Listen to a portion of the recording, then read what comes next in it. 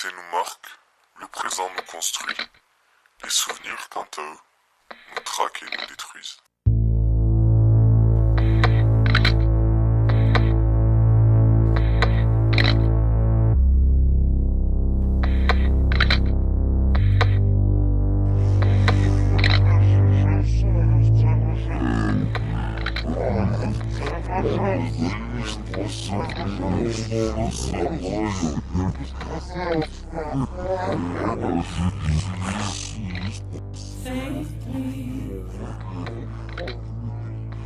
Dans ce monde, vous ne survivrez jamais. Vous n'en avez ni la force ni le courage. Jules, t'es pas tout seul. Je suis là. On n'a plus de choix maintenant. Ils sont ici. Et on ne peut plus les fuir. Pourquoi tu veux les combattre? Ils sont bien plus forts que nous et ils ne nous laisseront jamais tranquilles. Tu croyais que tu allais pouvoir fuir si facilement? Toutes ces choses que tu as perdues, tu croyais qu'elles ne reviendraient jamais te hanter? Le mécanisme se remet en marche, et chaque battement du passé te perfore la poitrine. Je ne suis pas assez fort. Je croyais que tu aurais l'intelligence de comprendre. De comprendre que tu ne dois pas et que tu ne peux plus nous fuir. Tiens bon, les laisse pas t'avoir. On va les combattre. Et on pourra enfin recommencer notre marche.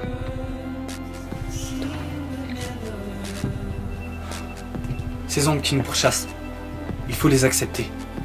Si tu veux qu'on continue d'avancer, on doit arrêter de leur tourner le dos, les regarder dans les yeux, et enfin les combattre.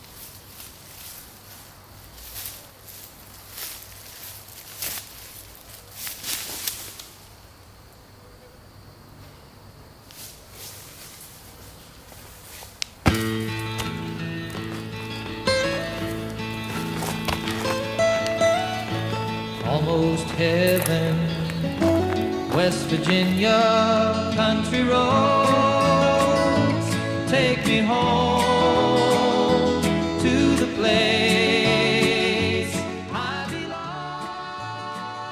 Il n'est point de bonheur sans liberté, ni de liberté sans courage. Périclès. Oh purée, on cite encore du grec ancien, t'es. Alors, Le Magicien d'Oz, sorti en 1939, film le plus culte des cultes, tant parodié, tant repris, devenu un symbole de la pop culture profond et intemporel. Vous le connaissez tous. Peut-être même sans le savoir, pour cette sorcière, ce robot, cet épouvantail, ce lion, ces décors dignes d'un violent trip au LSD, ces chorégraphies qui sont mignonnes, que vous avez tous, pour différentes raisons, déjà vues. Par son ton enfantin, ses couleurs, ses musiques et ses danses, nous allons parler, grâce à ce film, comme vous vous en doutez, de dépression. Plus sérieusement, nous allons parler de bonheur et de joie, et c'est même pas une blague. Pour cet épisode, nous allons essayer de donner, parmi les millions de visions et de façons d'être heureux, la nôtre.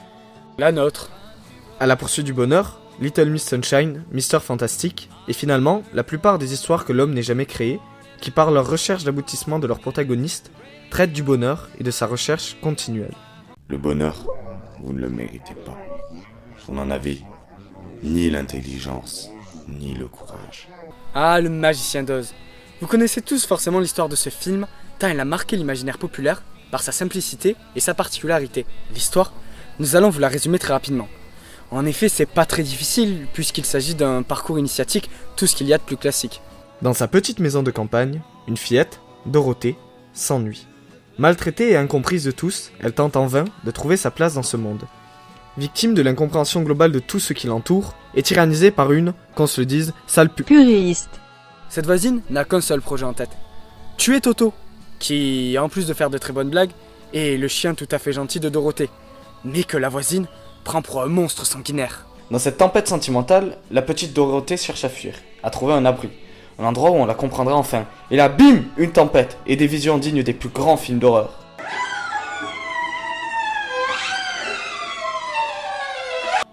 Bon non, vous l'aurez compris, on est ici dans un film pour enfants, donc bien sûr elle ne meurt pas, parce que barf, au pire, une chute d'une maison, c'est pas bien grave du moment qu'on est bien attaché. Faut toujours s'attacher, car on ne sait jamais ce qui va nous arriver. Et c'est là que le film prend une tournure plus qu'inattendue. Si Dorothée est bien morte, le paradis, c'est plus tout à fait ce que c'était. Bon, déjà, pour ceux qui se plaignent qu'on analyse un film en noir et blanc et qui détestent ça... Ouais, ça tombe bien, parce qu'ils vous détestent aussi, bande de salopards. Alors on va vous adresser un petit détail historique. Les couleurs sont soudainement apparues par la magie du Technicolor. Notre chère Dorothée, tel un T8 absolument inarrêtable, sort des décombres et se retrouve dans un pays de plus en plus étrange et coloré. Comme si ça suffisait pas, une bulle géante vient l'aborder avant de se transformer en fée. Cette même fée venant l'accuser sans même se présenter de sorcière. Dorothée apprend alors que sa maison s'est malencontreusement écrasée sur une pauvre dame. Mais apparemment elle n'était pas gentille. Alors ça va. Par la suite, toute la famille de Passepartout vient accueillir Dorothée, en chanson bien sûr, parce qu'on est dans les années 40. Le thème principal de la chanson étant de fêter la mort d'une prétendue sorcière, dont le seul crime qu'on connaisse pour l'instant est sa laideur. Après cette fête des plus malsaines, non sans déconner, vous faites peur les mecs. Et l'arrivée d'une autre sorcière qui a peur d'une paire de chaussures, Dorothée apprend que pour retourner chez elle, elle doit se rendre chez un magicien. Le magicien d'Oz. Et là, il va falloir vous accrocher. Puisque pour arriver chez ce cher magicien d'Oz, il vous faudra un sacré sens de l'orientation. En effet, vous devrez suivre le seul chemin du pays. Ah putain, c'est dur ça. Et pour être sûr qu'elle ne se perde pas, Joséphine et ses copains l'accompagnent pour un bout de chemin en lui indiquant toujours de bien suivre la seule route du pays. Sans déconner, ça devient vraiment malsain là. Sur la route, elle croisera par ordre d'apparition un épouvantail qui parle, qui chante et qui danse, un homme de fer qui fait de même, et enfin un lion qui est très loin du charisme de ce bon vieux Simba. Chacun de ces trois fiers personnages sont en manque de quelque chose. L'épouvantail d'un cerveau, c'est normal, c'est un épouvantail. Le robot d'un cœur, c'est normal, c'est un robot. Et le lion de courage, c'est normal, c'est un... Ah merde, ça marche pas. Mais je vous avais prévenu, et il vaut pas Simba. Ils décident tous de suivre Dorothée dans sa quête, pour eux aussi demander au magicien d'Oz ce qu'il recherche. Donna à cette aventure un air de quête de charité, accompagné des plus gros mendiants de la planète. Bon, maintenant, on va speeder un peu, parce que tous les éléments importants, on vient déjà de vous en parler.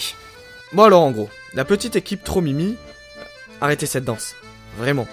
Se rend vers le pays des amis et de la bonne humeur, sauf que bim bim, sorcière attaque, et réattaque encore. Allahu Akbar.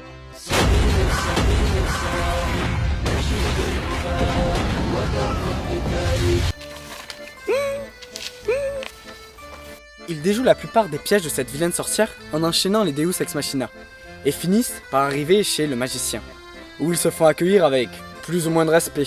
Finalement, comme dans la vraie vie, Dorothée, comme une authentique michetonneuse, joue de ses contacts et de sa magnifique paire de talons pour gravir les échelons sans aucun effort.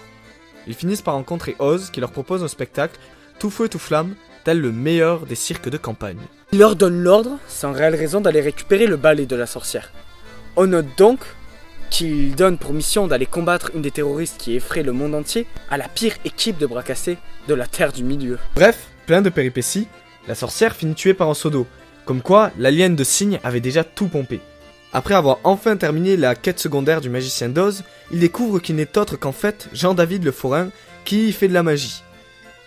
Il finit donc, une fois démasqué, par leur confier à chacun ce qu'ils veulent, mais on y reviendra plus tard. Dorothée découvre que les talons qu'elle avait depuis le début étaient sa voie d'accès vers sa maison, et finit par entrer avec toute sa belle famille qu'elle aurait pu rejoindre depuis le début. Et c'est précisément cette dernière séquence que nous allons analyser. Dans cette happy end, une dernière morale vient perturber tout l'ensemble. Un message reste, plus que les autres, selon nous. Et c'est ce que nous allons essayer d'analyser.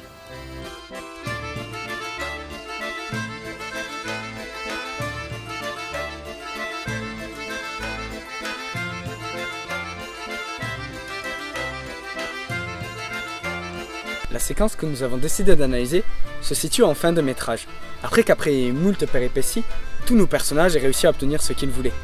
Dorothée est donc bien de retour dans son pays natal et a réalisé une chose. Il n'y a pas de meilleur endroit que la maison. La maison, tu ne la reverras jamais. Pourtant, ton cœur est resté là-bas. Pour cette analyse, nous avons bien conscience des multiples autres interprétations, toutes plus ou moins fondées, qui ont été faites autour du film, de la quête initiatique évidente, au sens caché plus ou moins complexe, sur la situation sociale des États-Unis au XIXe siècle. Le Magicien d'Oz est considéré comme un des plus grands films américains jamais réalisés. Il a donc bien sûr été analysé de nombreuses fois, et nous ne prétendons pas être des précurseurs. Mais ici, nous voulons apporter nos idées et notre vision sur le film. Ainsi, Dorothée est enfin de retour chez elle, auprès des siens, après un voyage fantasmé dans un monde imaginaire, loin de tous ses problèmes que la réalité lui offrait gracieusement. Au début du métrage, 3 personnages croisent tour à tour la route de Dorothée. L'un lui reprochant son manque de courage, l'autre son intelligence, et enfin le dernier, son manque de compassion et de cœur. C'est marrant ça me rappelle quelque chose. J'arrive pas à savoir quoi. Lors de notre séquence concluant le film sur un beau happy end, un élément nous apparaît tout de suite. Ces 3 personnages ne sont autres que nos 3 amis fantastiques précédents, qui accompagnaient Dorothée et qui lui ont reproché ceux qui dans le monde d'Oz leur manquent, le courage, l'intelligence et le cœur. Ainsi, à travers ce voyage, Dorothée apprend grâce à ses amis à avoir du cœur, de l'intelligence et du courage. C'est un fait, le monde du Magicien d'Oz est un monde rêvé par Dorothée, où elle trouve sa place et où elle se sent bien. Pourtant, il n'y aurait rien de meilleur que la maison. Une fois de retour chez elle, et après toutes les épreuves qu'elle a traversées, Dorothée comprend que ces 3 personnages fantastiques qui lui ont appris des valeurs essentielles ne sont autres que ses proches, avec lesquels elle doit grandir, apprendre et rester. Ainsi, par cette séquence finale, le film nous pose son propos. Il n'y a pas de meilleur endroit pour grandir, évoluer, vivre et être heureux que la maison. C'est ici qu'est réellement la place de Dorothée.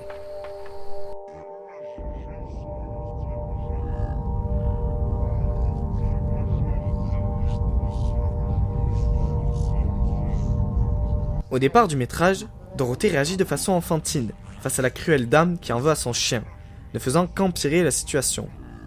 Cette femme est symbolisée dans le conte par la sorcière, et qui n'est autre qu'une métaphore des problèmes de Dorothée qu'elle réussit à combattre grâce à son cœur, son courage et son intelligence, après avoir traversé un long chemin d'or, enseigné par sa famille, grâce à laquelle elle tire des enseignements. Finalement, le bonheur serait de rester à la maison, là où nous devrons être et où nous devrons rester. Même si c'est pour vivre dans la souffrance et l'incompréhension.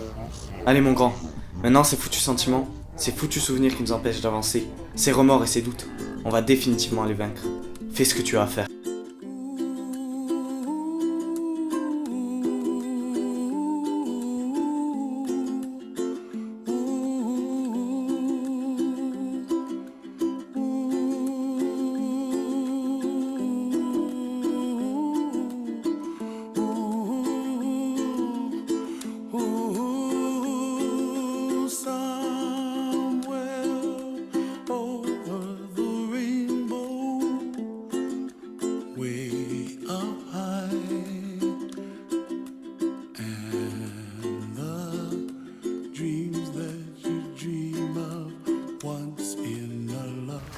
Seulement voilà, selon nous, le film marche sur un système de thèse-antithèse, présentant le ridicule d'une idée finale radicalement opposée au reste du film. En quelques mots, comment vous me décrirez le monde d'Oz ? De la couleur, de la beauté, de la joie de vivre, un peu de peur, du dépassement de soi, de l'aventure et de l'émerveillement. Bien que certains éléments de ce monde soient bien dérangeants, il semble être l'endroit où Dorothée a réellement sa place. En effet, le monde d'Oz semble être reflet de Dorothée. Sa naïveté, sa joie de vivre ou encore la couleur de ses cheveux, tout se retrouve dans ce monde. Bien sûr, car le monde d'Oz se veut reflet de l'imaginaire de Dorothée, mais aussi car c'est ici qu'elle a sa place et c'est ici qu'elle a réellement envie d'être. Nous noterons évidemment que tout de suite, tous les habitants l'accueillent et ne posent pas de questions, comme si elle avait toujours été parmi eux.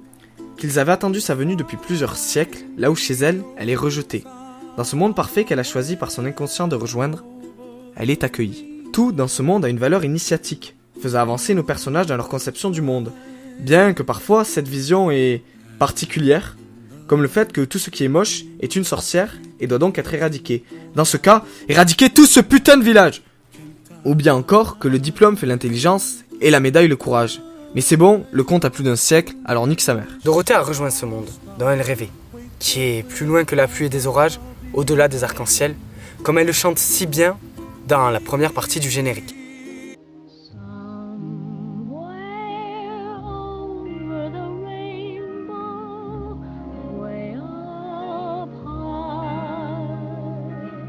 Au fait, et notre séquence dans tout ça?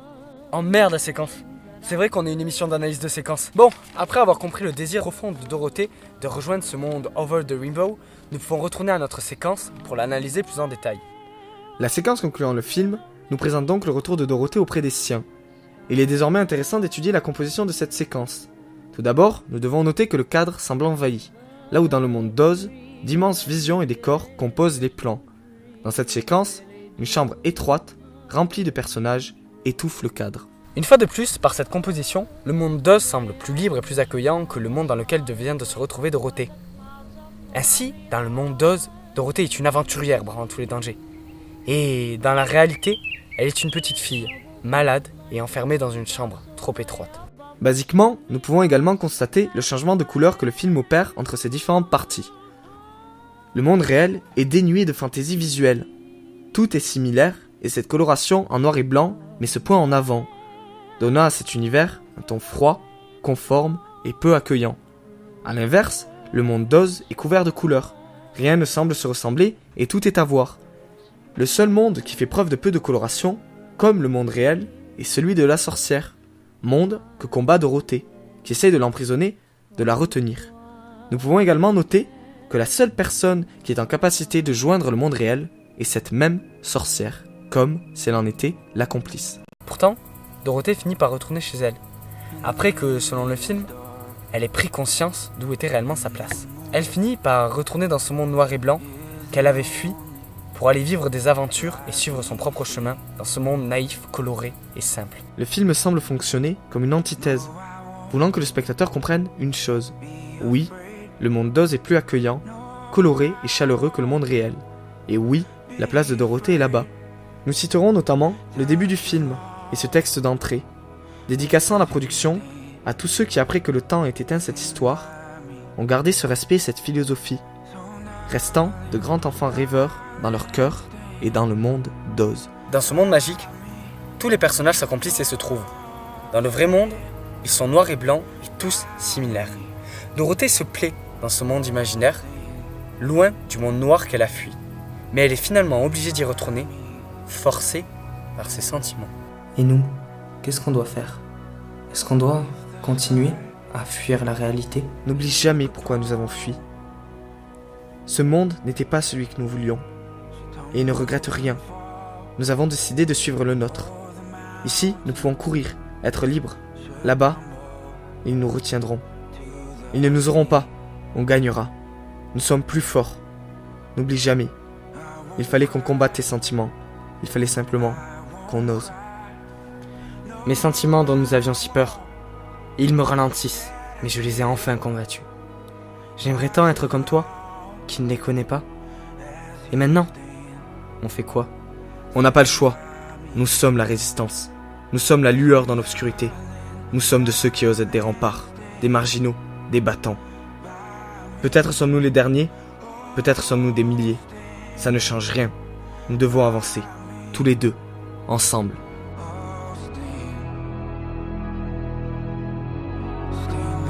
Maintenant, qu'est-ce qu'on fait? On fait comme on a toujours fait. Courons.